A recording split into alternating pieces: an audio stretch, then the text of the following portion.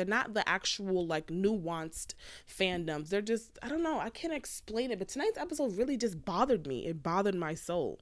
It really did bother me, only because they're painting the girls out, specifically Natalie and Lolo, to be backstabbers and betrayers.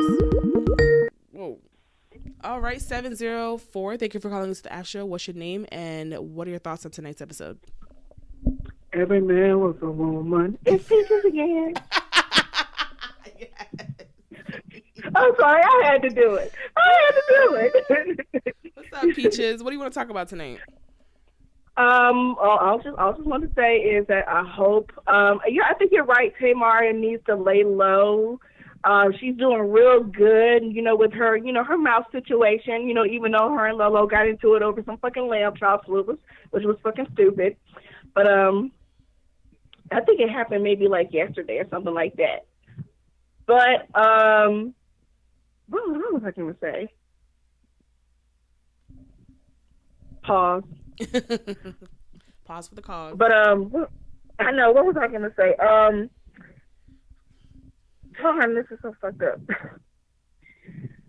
But I think Tom and Kato should go up, of course. But what I was gonna say was I don't want Lolo to win head of household because I think she might flip on Tamar. Do you think that? I got the do you get, was it only just me, but I got the vibes that there was a lot of tension on that couch tonight. I feel like something must have happened, like something happened. The lamb chops. Girl, it was some damn lamb chops.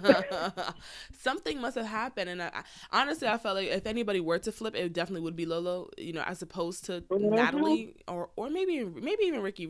No, but then Ricky would do some shit like put up Tamar. He would do something like that.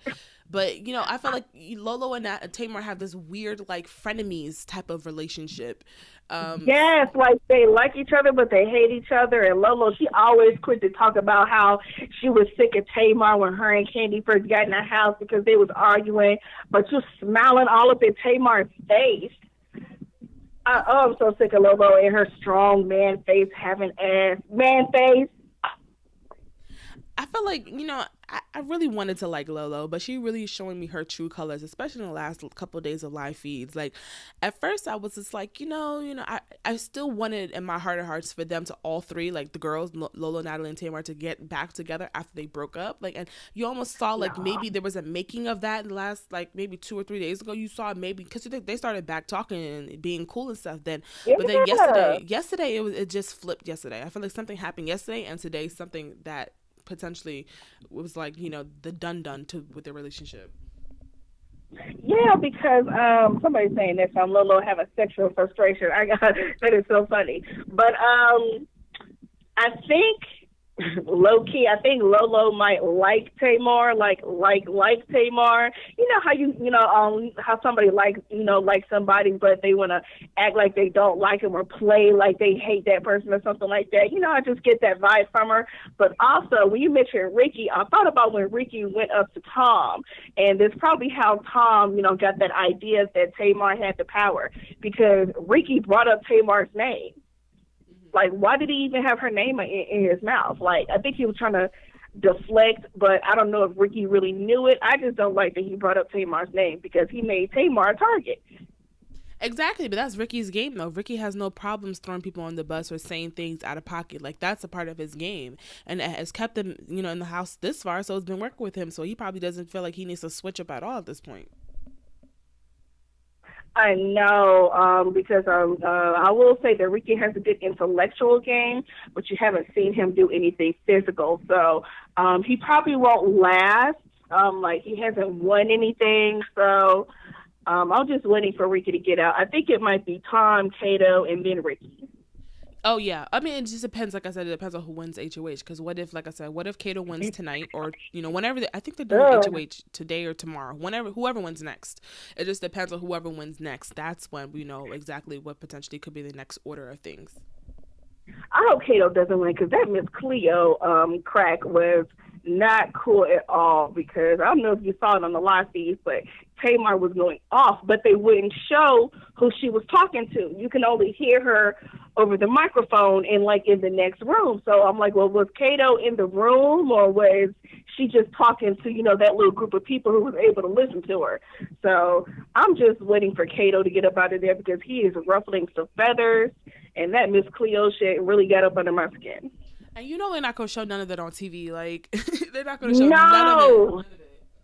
none of it. Because Big Brother is known for having people on there saying like low key racist stuff or just blatant racist stuff, and just having because Big Brother started out as a little bit more of a social experiment, getting people from all walks of life in there. But it's still the same with celebrities because, they're human beings and they have their own personalities. So, if Kato is on some bullshit, with, the black folks in the house, especially the black female in the house or females, because he's warming up to Candy, but Tamar, you could tell Tamar irks his fucking nerves.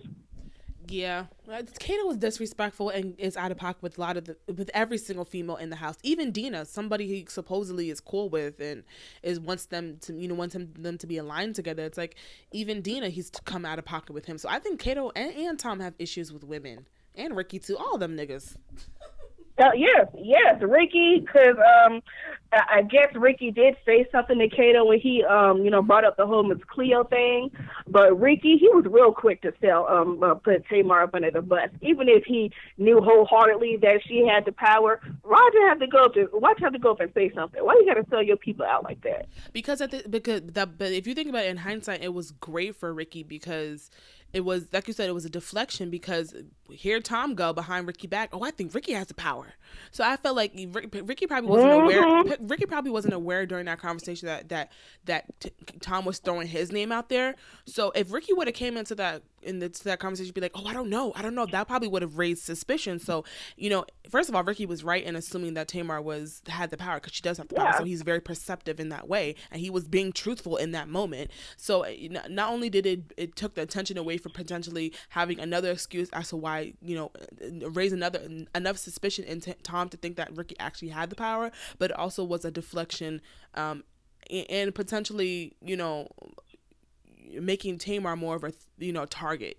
But then again, I'm speaking only in terms of Ricky's game. Now, is it good for Tamar's game? No, but it was a great game move for Ricky to say that because first of all, he was right. He tried, but Tamar even had me fooled. So when you said at the last, after show that you already knew she had it, I'm like, what? Because she had me fooled. She was like, I swear to God, I don't have it. And if you put me up because you think I have it, I'm going to be fucking pissed. I'm like, well, damn, maybe she doesn't have it. And then I found out she did. I had no idea that everybody else probably thinks that she has it too, but it was just a whole bunch of back and forth. That little bit of power, that little bit of twist, turn that fucking house upside down. Thank you to the BB gods because, first of all, Tamar is potentially going to be safe for the next eviction. If she is in a position where she's vulnerable, she's going to be safe. She's basically safe, this next eviction. She's safe. She's not going nowhere.